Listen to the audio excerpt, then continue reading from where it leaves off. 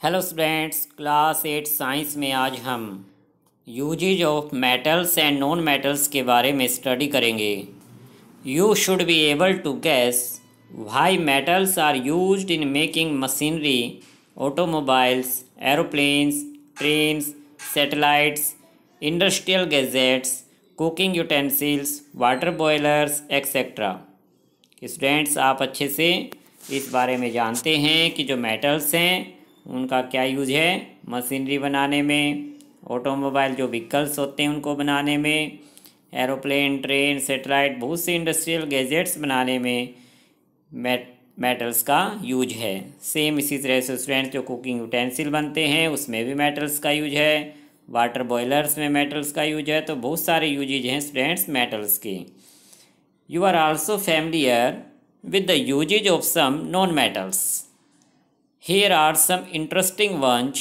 We are sure that you will guess them right. कि students non metals के बारे में भी आप जानते होंगे कि नॉन मेटल्स का भी हमारी लाइफ में इम्पोर्टेंट रोल होता है। यहाँ कुछ यूजेज दिए गए हैं, आपको गैस करना है कि ये कौन से नॉन मेटल्स की बात की गई है। First students, non metal is essential for our life which all living beings inhale during breathing। कि स्टूडेंट्स एक ऐसा नॉन मेटल जो हमारी लाइफ के लिए एसेंशियल है, ज़रूरी है, और इनहेल में हम उसका यूज करते हैं। तो आप बता सकते हैं? Yes, oxygen. ऑक्सीजन एक ऐसा नॉन मेटल है स्टूडेंट्स जिसका हम ब्रेथिंग में यूज करते हैं। Next students, non metal used in fertilisers to enhance the growth of plants. कि प्लांट्स की ग्रोथ के लिए स्टूडेंट्स जो फर्टिलाइज़र यूज किए जाते हैं उस फर्टिलाइज़र में नॉन मेटल्स का यूज होता है। क्या नेम है उस नॉन मेटल का स्टूडेंट्स जो फर्टिलाइज़र बनाने में यूज होता है? Yes, nitrogen. नाइट्रोजन का यूज फर्टिलाइज़र बनाने में किया जाता है। इसी तरह से फॉस्फोरस है, वो भी एक नॉन मेटल है जिसका यूज फर्टिलाइज़र बनाने में करते हैं। Next students, non metal used in water purification process. कि आपने वाटर प्योरिफिकेशन प्रोसेस पढ़ी थी प्रीवियस क्लास में, उसमें किस नॉन मेटल का यूज किया जाता है? गैस करो स्टूडेंट्स। यस, उसमें यूज किया जाता है क्लोरीन। क्लोरीन टैबलेट मिक्स की गई थी, जो क्लोरीन का यूज किया जाता है, जो कि एक नॉन मेटल है। Next students, non metal used in the purple coloured solution which is applied on wounds as an antiseptic. कि जो एंटीसेप्टिक मेडिसिन होती है स्टूडेंट, जो वाउंड्स जो घायल होने पर घाव पर लगाई जाती है, अप्लाई की जाती है, उसमें पर्पल कलर सॉल्यूशन मिक्स किया जाता है जो कि एक नॉन मेटल की हेल्प से बनाया जाता है। कौन सा नॉन मेटल होता है स्टूडेंट्स वो? Yes, iodine. आयोडीन सॉल्यूशन का यूज किया जाता है। आयोडीन से ही उसमें पर्पल कलर लाया जाता है। Next students, non metal used इन क्रैकर्स। क्रैकर्स जो आतिशबाजी होती है, पटाखे होते हैं, उसमें किस नॉन मेटल का यूज है? Yes, sulphur. तो स्टूडेंट्स आपको ये नॉन मेटल्स के नेम याद रहने चाहिए कि सल्फर नॉन मेटल का यूज क्रैकर बनाने में किया जाता है। You may add some more uses of metals and non metals from your experience. इसके अलावा स्टूडेंट्स आपको अगर कोई और एक्सपीरियंस है तो आप इससे लिस्ट में मेटल्स नॉन मेटल्स के यूजेज ऐड कर सकते हैं।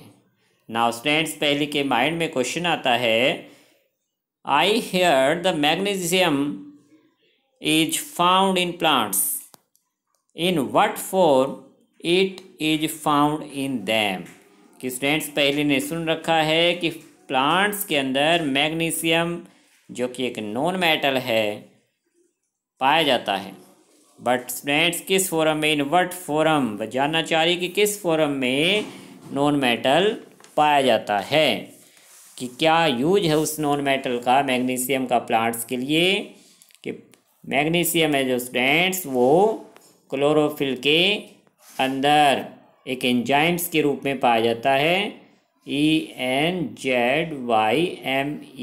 एंजाइम्स होता है स्टूडेंट्स, जो कि क्लोरोफिल का हर्ट का काम करता है। इसका यूज लीव्स को ग्रीन कलर प्रोवाइड करना है। बूजो के माइंड में क्वेश्चन आया स्टूडेंट्स कि बूजो ने डॉक्टर से जब अपनी रिपोर्ट दिखाई तो डॉक्टर ने क्या कहा, the doctor reported iron deficiency in my body. Doctor ने बताया कि बूजो की बॉडी में आयरन की डेफिशिएंसी हो गई है। अब बूजो के माइंड में आया कि where is iron in my body, कि हमारी बॉडी में आयरन कहाँ होता है। हमने स्टूडेंट्स स्टडी किया कि आयरन एक मेटल है, बट स्टूडेंट्स आयरन एक नॉन मेटल भी है। और आयरन हमारी बॉडी में कहाँ पाया जाता है स्टूडेंट्स, गैस करो। यस, कि iron is found in RBC। RBC का मतलब students, yes, red blood cell. Now students yellow box में कुछ इम्पोर्टेंट बातें हैं, ये आपको अवश्य ही ध्यान रखनी है। आइए इनको स्टडी करते हैं। In class 7th you have learned that in a chemical reaction a new substances are formed। कि क्लास 7th में स्टूडेंट्स हमने केमिकल रिएक्शन के बारे में स्टडी किया था और उस टाइम हमने पता लगा था कि एक न्यू सब्सटेंस फॉर्म्ड होता है यानी बनता है जब भी कोई केमिकल रिएक्शन होती है। These substances are different from those which underwent the reaction। और ये जो न्यू सब्सटेंस स्टूडेंट्स, ये जो मेन सब्सटेंस है उससे डिफरेंट होता है।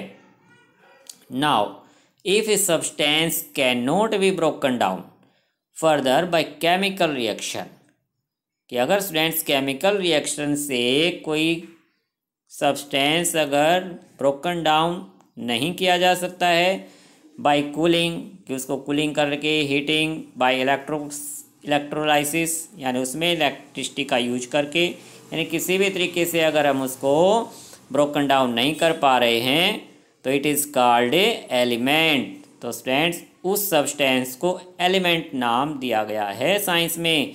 Sulphur is an element, sulphur इसका एक एग्जाम्पल है। So is iron and carbon, 2 is an element, carbon and iron भी एलिमेंट्स हैं। The smallest unit of an element is a atom, कि एलिमेंट की जो स्मॉलेस्ट यूनिट है उसे एटम कहा जाता है students. A sample of an element contains only one kind of atom, कि एलिमेंट्स का जो सैंपल है स्टूडेंट्स उसमें एक ही तरह के एटम पाए जाते हैं। यानी किसी सब्सटेंस जैसे आयरन है, आयरन जो एलिमेंट है उसमें एक ही तरह के एटम यानी स्मॉल यूनिट मिलेगी, उससे डिफरेंट स्मॉल यूनिट उसमें नहीं पाई जाएगी। The atom of an element remains unaffected by physical changes in the element.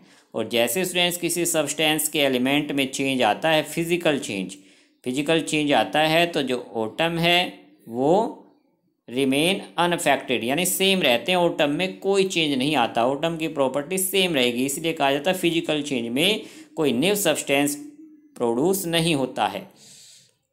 For example an atom of liquid sulphur would be exactly the same as the atom of solid or various sulfur, vapor sulfur। कि students अगर हमारे पास liquid sulphur है, उसका जो atom है, जो small unit है उसकी जिससे वो बना है, वो एग्जैक्टली सेम रहता है। जब उसको सॉलिड फॉर्म में लाया जाए या वेपोराइज किया जाए तब उसका एटम सेम रहता है। तो ये इसकी फिजिकल चेंज है।